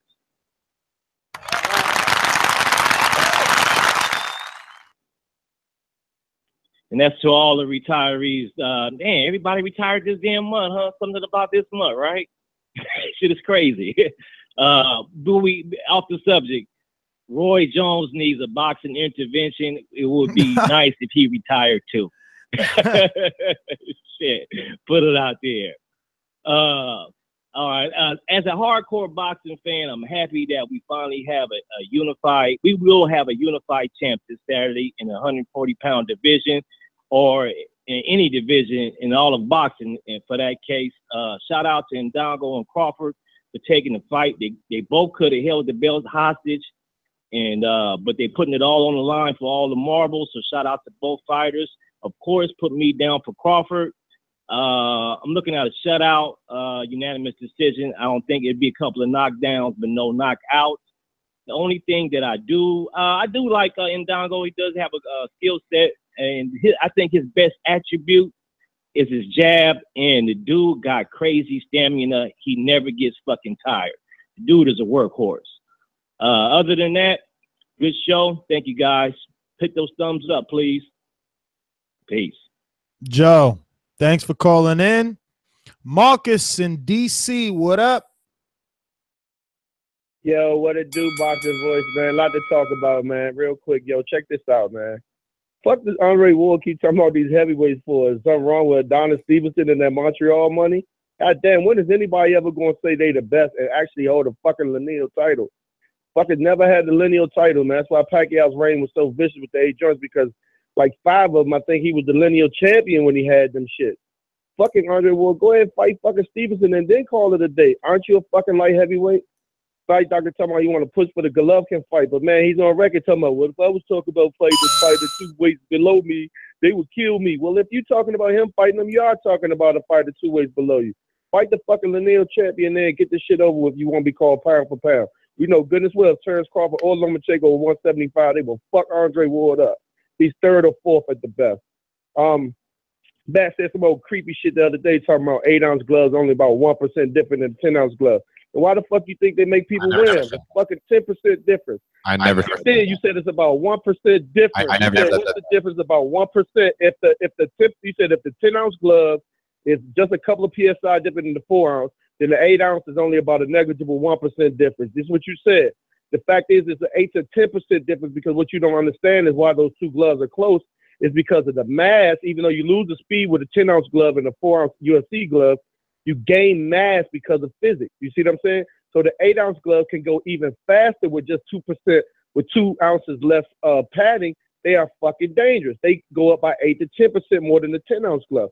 So yes, it benefits Mayweather because he's going to be landing more punches than McGregor. Okay, so that's why he did that, because when he thought he was going to get hit more with Ricky Hatton, he made Ricky Hatton wear 10-ounce gloves. All right, now back to the Indongo shit, man. Listen, Terence Crawford is a different beast. He's a problem solver in the ring. You haven't seen a dude like this for a long, long time.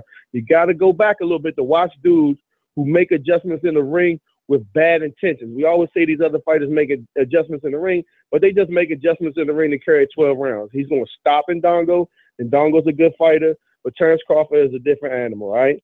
And with one other thing, he said, oh, the whole thing about Top Rank and Bob Arum and Andre Ward, I have absolutely no idea. If he's not fighting Steven Sinishu, just let him be a commentator. Shout out to Sugar Shane. I know he retired again, but, you know, those dudes do what they do. And was one other topic y'all were talking about.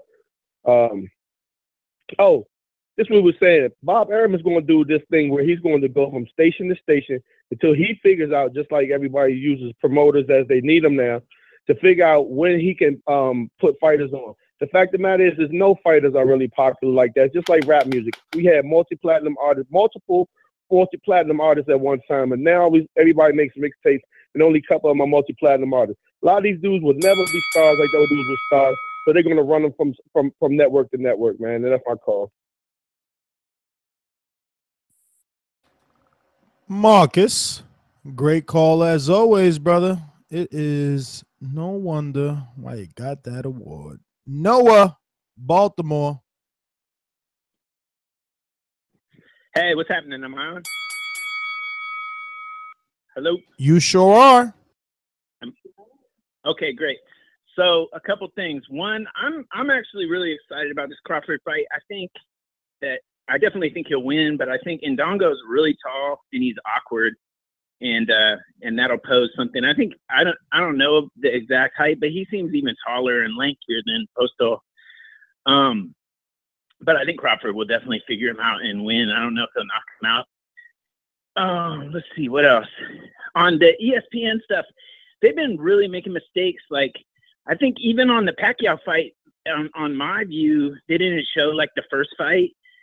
So they're really cutting into it and they're not promoting it. I'm not noticing any promotion. I think they need to do like 24/7 stuff, or at least put something about it on ESPN, like on their sports, their news shows, and just, these guys have interesting backstories. They should be pumping that and give a little bit of like the person's personality and stuff like that. Cause for casuals, they like to get into people's story and who they are and stuff like that. So if you want to make this more mainstream, you got to get into like the Petersons or something and talk about them being homeless, that kind of stuff, and actually put that out to the casual public, because that's interesting, and then maybe they get interested and drawn into the sport more.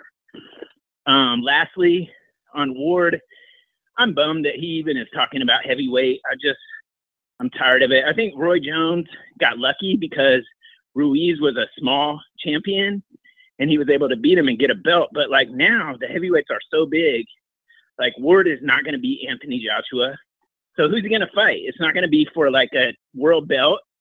It's just baloney. Like the last caller said, he might as well unify the belts and then maybe fight some of these up and coming guys and then just bow out. I mean, he's a great fighter. He's amazing, but there's nothing up there at heavyweight. Anyway, that's what I got for you guys. All right. Noah, thanks for calling in. I'm surprised no one's given, well, not no one. Some people in the chat did, but none of the callers have given Ward a shot at Joseph Parker. Going out to Florida, Majid, talk to me. Hey, what's up, man? I got a question. Would Al Heyman even do business with Rock Nation for that Adonis Stevenson and Andre Ward fight? I don't know, man. Seems tough. Yeah, everybody keep talking bad about Andre Ward and his decision, but they got to remember it from that end, because I don't believe they do no business. But I was watching that Indongo fight, and against Ricky Burns, and I'm like, he seemed like he got a lot of pressure, but he don't seem accurate enough to be in there with somebody like Crawford. Or I don't think Indongo hit enough, so I'm gonna have to go with Crawford with a late KO or a TKO. I don't know whether it's gonna be 7 or 8, but that's just what I felt from watching the fight. But I also heard about Shawn Porter not fighting, pulling out. I'm like, that shit sucked, I guess, for somebody who wanted to see him. But at the same time, I ain't really want to see him beat up Dulorme no way. So that ain't really no big deal, you know. But I don't really got too much today. I'm just on here listening, man. All right, brother. Well, for those wondering, Shawn Porter pulled out due to a death in the family, so it's totally understandable. We're going out to Gabe in Salt Lake City. Talk to us. Yo, how's it going, TBV? But I want to start off with a weird question. Have both of you guys seen South Park? Very few times. I've seen 3 episodes. There's a teacher, a counselor who always goes, okay. That was fucking Fight Doctor when he called. Everything was like, okay. But that's just a side note. I've heard a lot of people call and say, oh, the McGregor fight or the Mayweather-McGregor fight is kind of tarnishing this fight, which it definitely is. It's overpowering it, and it's overpowering the Canelo Triple G fight. Taking over I boxing. think that fight's going to taking over boxing. So exactly, once we get those casual fans, is that fight going to let us down like Mayweather-Pacquiao? Which I think Mayweather's just going to dominate him, do what he does, win the 12 rounds. I know you said it's a loss for boxing if it goes 12, but that's what Mayweather's done the last decade. You know what I mean? He boxes, he knows how to win, he hits and not gets hit. But I think then the savior fight will be the Triple G Canelo fight, which if you're a boxing fan, you need to start promoting this Indongo Crawford fight, man. Everyone I've talked to, they want to bring up fucking Mayweather and McGregor, and I tell them, no. This Saturday, you better turn on to ESPN. I think the card on ESPN this Saturday is a pretty legit card, man, with the Crawford and Indongo. But I guess that's my 10 seconds. I think Crawford just dominates him, but I think it's good for Indongo. It'll kind of be like, I think it'll be like Canelo when he lost to Mayweather for Indongo. It won't really tarnish his record. And then Crawford should move up to 147 after he unifies. And that's it. Thanks, TVB. Keep it up. Gabe, thanks for calling in. We're going out to Santiago, the silent killer. What's up, my friend?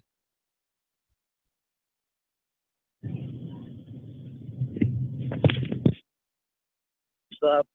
I'm currently on my way to go get a bite to eat and then hit the gym to do another session of training while our faithful hype man, Matt the Hipster Hunter, is there providing us their 2 Nestor gifts. Another flagship edition of TVB. For those who are curious, make sure you go to patreon.com/Thaboxingvoice. Look at all of their exclusive content. Obviously, we have a big fight ahead of us. The Julius Indongo, Terence Crawford fight on ESPN. A very stacked card, too, with guys like Mike Alvarado, Alexander Usyk. You know, just to name a few of the fighters are going to be on the undercard. So it's going to be fun. I'm looking forward to it. Obviously, I'm going to be picking Terence Crawford for the win. I feel that Julius Indongo is a good fighter, but Terence Crawford right now is a tier above most good fighters. I feel that he's probably going to put in a very dominating 12-round unanimous decision, maybe get a late round stoppage if the domination is just that insane. And honestly, aside from a Mikey Garcia fight, I think his next move should be to look 147. I can't see any other reason why he would stay at 140 after this fight. I really don't have much to say. As always, any questions you guys have regarding any of these topics, feel free to ask. Otherwise, that's my call. Santiago, always a pleasure. Let's head out to Scorsese. Yo, Marcus, shout out to that caller right there, man. I don't know why I feel like I be missing his calls or something, but damn, his calls sort of sound like mine. Like I'm not taking no no motherfucking friends in this boxing shit and running you, holding your hand along the street like it's two fists versus another two fists, your trainer versus that trainer, and your legacy and your pride. Then another caller call in right after that talking about, but what about the business? Like if Al Heyman and Jay Prince can't get it together, then we should ride on their ass. Like we ain't they nephews and shit. Ride on them. Tell them get up out of here. This ain't the music business, man. We want to see fights. We don't care about Jodeci and NSYNC and shit like that. We want to see these bouts. And I'm for Crawford. I want to talk about that because it's a big thing that he's trying to go undisputed, and Dongo as well. But 20-1 odds that just don't. That's not going to promote. That's not going to promote well. It's not Indongo's fault. He fought who he's supposed to fight. He beat him, but that division just ain't really shaping up to be, stacked to the point where we can say, look at those titleists, look at their accomplishments. Crawford kind of done that, and Dongo, this is his chance. But for Crawford, he kind of got to go out there to me. He got to show more than what he has shown. I don't want to see just going backwards and throwing the combos going backwards. I want to see him go out there and say, you got to give me credit because I showed another aspect to this boxing shit that I do, and that's coming forward and beating somebody up. And maybe Indongo shows us in the ring that can't nobody do that with me, not even Crawford. And then it'll be a big fight in retrospect, and I'm fine with that. I'm a boxing fan. I ain't gotta love it before it happens. Shit, I'm fine with sitting in front of the TV, clicking the remote, hitting power, and seeing a power session that I didn't think I was gonna see. But I think that's what might happen, man. Dongo really might bring it out there. Somebody said he got great stamina. He wasn't cutting the ring, but he throw a lot of head punches. I don't know, man. I think Crawford, if he do that post-style shit, just going backwards and countering all night like he did with Diaz too, it might be easy but boring, but, not learn nothing about him. And then, unfortunately, people going to run him up in weight, even though this already is second weight. But he just got to do something, man. But that's just my call. I want to talk about the Vazic on the undercard. Man, this motherfucker fighting Craig Baker, bro. Really, man. And we talking about Chilemba was a big win. Chilemba was beating him. Then he hurt his hand and quit. I don't see nothing big about that. Now look at the step back opponents that he's taking. I'm not impressed with the kid yet. I don't know if Bivol beats him, but he's supposed to be the number 2, number 3 in the WBC. He's supposed to be getting it in with Adonis. Can he do that? That's where he ranked. Not no challenges. We don't need to be fighting challenges. We need to see belts try to change hands. That's my call. Marcus Brown will be taking that title from Adonis Stevenson. Southpaw versus Southpaw. That's what's going to happen. We got Stainless. Straight to the point for those with attention deficit. I'm so repetitive, so I gotta repeat. Stainless from the streets to the deep. I'm coming with that heat. All you need to know about me, I'm coming with that heat. Yo, TBV, what up? I'm again on Stephen Calderon status, so I'm at work working. But you know what I'm saying? This is just making the time pass. I'm actually bringing y'all some more fans. So I'm gonna be getting some more thumbs up because people are enjoying this podcast. I'm gonna just make my pick on Crawford. I don't usually do this, but Scorsese was right on everything he said, which is a shocker for me because I don't ever say no shit like that. But Scorsese is right. And I do hope that this is a very competitive fight. I hope that we don't get the same Crawford Crawford has many levels. He's very versatile. And it's, tomorrow night or Saturday night when he should show that. Indongo is a tough opponent. And, Diaz didn't give us what we hoped for, but I think we can get it from Indongo. He's a bigger guy, a tough guy, very durable with a lot of endurance. So, we shall see, man. Either way, I think it's going to be a great fight. I look forward to Saturday much more than I look forward to Mayweather-McGregor, but that's another conversation for another day. Yeah, man, that's all I got. As I always say, please make sure you push the thumbs up and share this in every episode of the Boxing Voice podcast. I'll talk to y'all fellas on Saturday night. Peace. Stainless, man. Thanks for calling in, my friend. And we're going out to 770. You're up. First time caller. What up? You got it, What up? Real talk, bitch. What's up, real talk? Been a while. Hey, all right. Look, man. it's from 130 pounds to 140 pounds. Okay, you got this. This is what you got. You got Guillermo Rigondeaux. You got, and that's assuming he's gonna move up to 130. You got Lomachenko, Mikey Garcia, and Terence Crawford. That's what we got. That's what we need to be looking at. These are the guys that kind of need to have a little tournament and meet in the middle or whatever they got to do. I don't really care about these other fights. I mean, I'll admit I'm not a hardcore fan like I used to be. I'm not a casual, but I'm somewhere in the middle. You know, I don't know who the fucking Dongo is. I mean, he's got 2 belts. You know, everybody's so concerned about undisputed, but I mean, Billy Joe Sanders has a belt. I mean, like, the thing is like these belts don't really mean that much as far as like who's the best in the division or anything like that. We know that those 4 guys are the best from 130 to 140. I think Lomachenko is the better out of all of them. Now, I think anyone can agree that skill on the highest level, skills outweighs power. And I'll just say this: Terence Crawford has proved more in his division. I will say that. So as of yet, I guess you got to kind of rank him a little higher than Lomachenko. But I know who the better fighter is, without a shadow of doubt, out of Mikey, all those guys. And it's just what I said: skill always outweighs power. Nicholas Walters, okay, to me, is a much better fighter than Felix Diaz.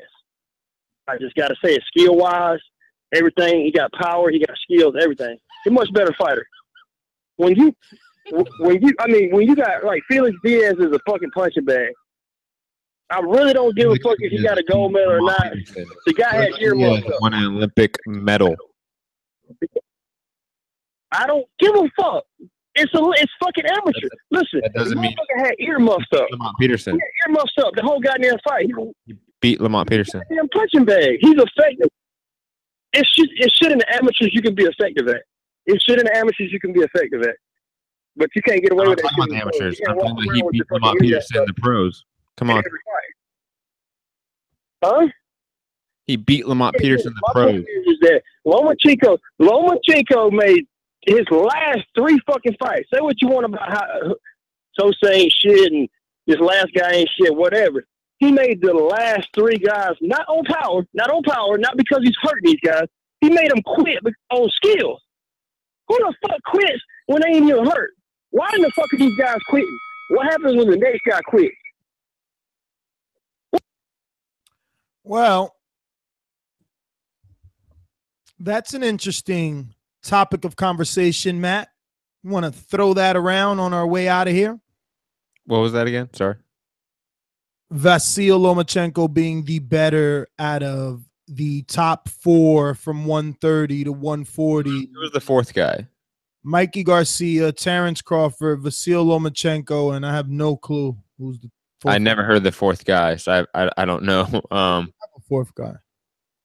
Robert Easter Jr. Maybe, I don't know. Okay. I don't know. That's it. Who's your 4th guy, man? You kept saying those 4 guys. You only have 3. Rigondeaux, man. Rigondeaux. What the fuck? Rigondeaux's at 122. Oh, Rigondeaux's 120. How you gonna put him in there in a tournament with Crawford at 140? The first get out of here. Get out of here. The guy's mouth was they should do a 4-man tournament, and you're talking about Rigo. But I get you. I guess in his perfect world, Rigo and Loma would fight. Mikey and Crawford would fight. Loma would advance. Crawford would advance. And they would meet in the middle. And in his perfect world, Lomachenko would beat Crawford, which I don't know if that's even possible. I mean, how tall is Vasyl Lomachenko? He's 5'6". Crawford is extremely tall, extremely long, and extremely skilled. I mean, Crawford's resume is way better than Vasyl's. What's Vasyl's biggest win? Gary Russell. Gary Russell. How many? Or Nicholas Walters. It's one of those 2. It's to be honest, one of those. That's not enough. That's not enough. When you're looking at Crawford, I know Gamboa was moving up, but he was an established champion at one time. He had a reign, and he beat Orlando Salido. That's the nail in the coffin right there. and Crawford wiped him. The Beltran win. Look at Beltran on his resurgence of his career, knocking guys out all of a sudden. He been iced him. We were talking about Dulorme. Crawford did that. Lundy, Gene, Postal, Molina. I don't know. I think this resume is better, but it can Felix be argued. Diaz. Very, very quickly. Everyone shits on the Felix Diaz win because of the way Crawford made Felix Diaz look. But Felix Diaz was an established name, and it was arguable top 10 in 2 divisions with an Olympic pedigree. So I'm just the idea that that's not a great win is laughable in my opinion. Well, that win could be argued. But obviously, Diaz lost to Peterson on paper, and he got schooled by Crawford. So yeah, it could be argued that was a horrible win. How could that be argued? But for Lomachenko, his Gary Russell win probably. No. You can't gloss over that. I want you to argue that. How can you argue that win over Felix Diaz is a bad win? I want to hear that argument. I don't see it. I mean, who's Felix Diaz and what has he done?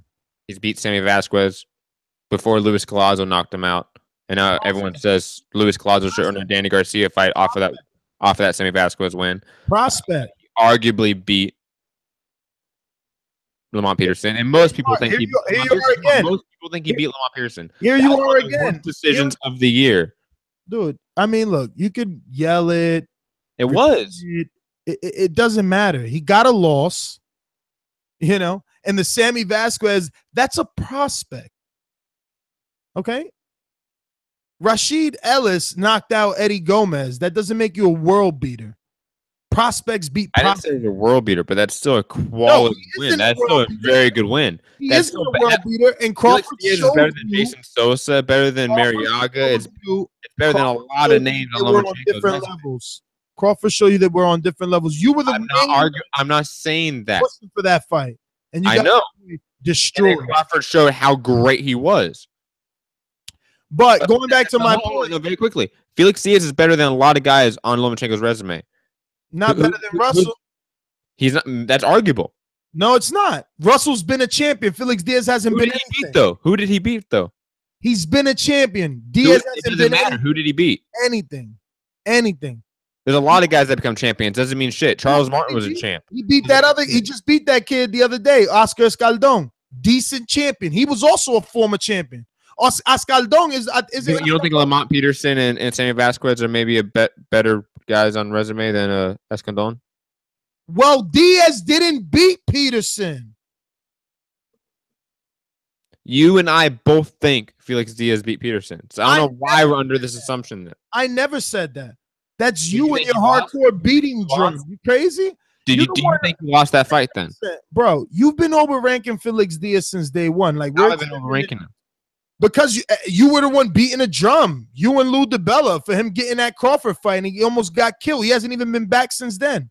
Neither has Victor Postal. Neither has Victor Postal. Probably retired. Neither has Victor Postal. Yeah, I mean, you signed him up for that. That's what Crawford does to people. No, you should have known that before you were beating that drum. Who else is in that division? It's a shitty division. You have to have the best guys fight the best guys, and Felix Diaz is one of the best guys in that division. Let's continue the comparison because I think that his argument is a strong one. I think because Gary Russell is now a champion, he showed no decline outside of maybe inactivity. Fight fans could argue about that, but he stays active enough not to get dropped from the rankings. Well, he's a champion. Active enough not to get stripped, So maybe that's the better win, right? Because while, skimming Crawford's resume, you may say, all right, well, Gamboa is a better win. He's done more. But where's Gamboa at now? Where are any of these guys at now? Where's John Molina? Where's Felix Diaz? Where's Victor Postal? Where's Derry Jean? Only ones that are still ticking. I mean, actually, Gamboa had a fight the other day. Barely won. Yeah, on some, Golden Boy card. And Burns is still out there doing things. Yeah, Burns has got a Anthony Corolla fight. Mm-hmm. You know, but that's some hometown fight, hometown promoter making sure those names stay relevant. You know, but that's not a relevant fight in the division. But whatever. No, at 135, it's relevant. I guess, man. Whatever, bro. That's not Crawford's division, so that's a relevant fight. Saying, Ricky Burns got 6 losses. He's never been what anybody thought he was. It's a relevant fight because of Corolla. When he was at his all-time high, it was because he was ducking Adrian Broner at 30 and 35. So you know you're totally shitting on Julius Indongo's best opponent. You think I care? You are the one beating the drum for Julius Indongo. I never. Well, he's the best guy in the division right now because the division sucks. It's not my fault the division sucks. The best guy in the division is Mikey Garcia. Outside of Terence. Is Mikey at 140 though? Do we know that for sure? Have a 140-pound fight. Mikey's going in to Lomachenko's radio station interviews, not going to Crawford's. I'm just saying Lomachenko's not mentioning Crawford's name. Lomachenko's mentioning Garcia's. No, none of these guys are mentioning Crawford's name. Okay, but at least Lomachenko is mentioning Garcia. That's why Garcia's going up there. Where there's smoke, there's fire. We don't hear Crawford saying anything. And that's why this show is over. Crawford's fighting Thurman at this time, bro. That's why it's over at this time, because your guy's not a star. And I never said he was a star. Fucking fans keep thinking he is. I never said he was a star. Hold on. You're putting a lot of words in my mouth. Ness, you're putting a lot of words in my mouth that I've never said. I've always said that Crawford isn't a star based off of the numbers. I've said a lot of these guys that we think are stars aren't stars based off the metrics. So I don't know where you're coming at saying that I'm saying that Crawford's this big superstar. I don't know what high horse you're on, but that's not what I was saying. The word super. Sorry, star. Again, something I did not say, so it does not matter. I'm sure you called Crawford a star once or twice. You have numerous times. I'm sure you have too. But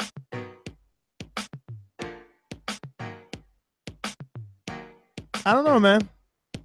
You know why there's not that much hype around this fight is because, like you said, the best win on Indongo's resume is Ricky Burns. And that's only Ricky Burns. It's not that, man. It's just that no network has the budget to sustain all of boxing, bro. I mean, think about it, man. I mean, if Showtime could afford Bob Arum and Al Heyman, they would have at least asked for it. You know, they would have sent offers, but they can't afford it. It's difficult to have, you know, $100 million budget for boxing.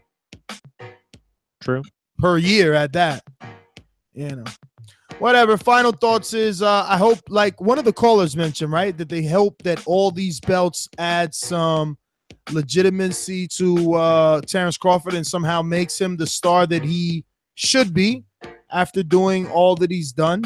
You know, I mean, if he continues to put on performances like he does, I could see him, you know, having a Mayweather-like career. Not those numbers, obviously. But definitely Sweet Pea Whitaker, right? Pernell Whitaker type of guy where you're just beating up all the competition. Well, let's say he moves up to welterweight and hypothetically beats Keith Thurman, Earl Spence, Danny Garcia, Shawn Porter. But is he going to do over 1 million buys? Is he going to do over 1 million views? I'm not even talking about numbers because I think Crawford's never going to be that guy. So then what are we talking about? But the legacy that would be in terms of just the resume, that's a fantastic. I don't know, man. I don't know, man. I just feel like you'll be talked about for a very long time due to that. Mayweather changed everything. Like for B-Hop, he was shooting to beat George Foreman's record, right? Oh, I'm going to be the oldest guy to win a title, the oldest guy. Like, no one's ever going to be able to beat Mayweather's records anymore. Like, he set the bar so high that look at what we're saying, that a multiple division champion who's going up to be undisputed, we're like, he's never going to be a star. Like, we're damning his career. He's probably 27 to 29 right now. Just saying, bro. It's different times right now with these boxers, man. It's gonna take an Adrian Broner like personality or you know, cunning tongue like that to kind of get that limelight, bro. You got to know how to be an entertainer. I think we're gonna see what we sort of have been. a regression from pay-per-view. Premium cable is really going to be the home for boxing, I think, for the future, and online streaming. We know that's being tested out. We know smaller promoters have tried Twitter streaming, Facebook streaming, etc. We're going to get that. That's the future. So it's going to be very different. In 5 years, the industry is going to change due to the technology. Think about how often we're even seeing quotes from Mayweather talking about piracy, like, don't stream this fight. My kids need to go to college or some shit. Like whatever he's saying. Said that? Yeah, he said some stupid shit like that. No. Yes. Mayweather said, "Don't stream. Yeah, don't stream this fight because I got to pay for my kids something." I forget what he said specifically. I can look it up for you after the show. But anyways, we know that. Like, look at Game of Thrones. I remember I saw a metric. I forget what outlet it was, but it was a credible one, and it said that around 15 million people watched like the second episode of Game of Thrones this season, and it had 90 million torrents. So 90 million downloads of the episode illegally outside of the 15 million legal views. Yo, what do you do if you're a company? Do you keep making that series? Like, it's obviously popular, right? 90 million. You're making money back. You're making money back, obviously, still. But like, that's just like merchandise. CD. We don't talk about Game of Thrones specifically, but that's just like an indictment on the overall landscape of entertainment and media right now. We can just watch it online. We can watch it illegally. So, in a few years, they're gonna have to change how they present this content to us, because they're gonna have to adapt.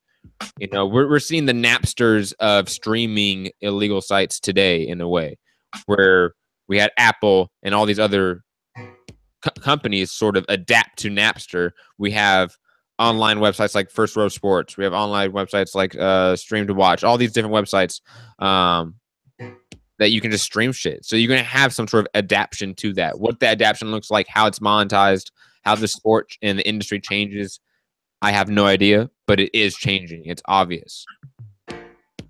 Yeah, on my final thought, in terms of carrying torches, personalities, and just the guy that fits the bill, it's Thurman. Thurman is the only one that can take that torch and kind of, and he doesn't nearly talk as much as Mayweather, and as much as he should, but he is a talker, and he gets the crowd's attention, and he knows how to articulate himself well, so he can do it. He can definitely do it. I'm your host, Nestor Gibbs. Find me on Instagram and Twitter at NestGTO. Follow my daily vlog for Border Wars as I prepare this 5-month challenge to take on Big Hasael Santoyo out of Los Angeles. You can catch that on patreon.com/TheBoxingVoice, and check out some interviews there that I did with Jeff Mayweather, Chris Eubank Jr. Who else was part of the vlog? Who was in that vlog? Come on, help me out, Matt. Oh, Caleb Plant. Did I say that? Yeah, you didn't say that, but Caleb Plant's on it. Tabiti? Is Tabiti on it? Yeah, Andrew the Beast Tabiti's on there. Andrew the Beast is on there. We got a lot of features on the vlog for sure. A lot of features on the vlog for sure. I asked a lot of fighters specific questions. So if you're interested, head on over to patreon.com/TheBoxingVoice. Matt, take it away. I am Matt Tips 100. My final thoughts. I hope Crawford does really good numbers here. I think Crawford is easily one of the best boxers alive today. I think he could transcend the sport in the hardcore's mind. Maybe not the casual's mind, but the hardcore's. I think if Crawford goes on the run and beats the likes of Thurman, Spence, and Porter, if he moves up after this win, which I think he's going to get, I think it's almost guaranteed, just due to the styles, I think we're going to look at Crawford being that sort of heir to the Mayweather throne, regardless of being a star, because he did what Mayweather did. He moved up to that welterweight weight class and cleaned out and remained undefeated and was truly sublime in the art of boxing. But yeah, on Matt Tips 100, you can find me at Mixed Combat News on Twitter, Matt Hunter TBV on Instagram, my MMA podcast, Mixed Combat Radio is on Patreon, SoundCloud, YouTube, iTunes, etc. Peace.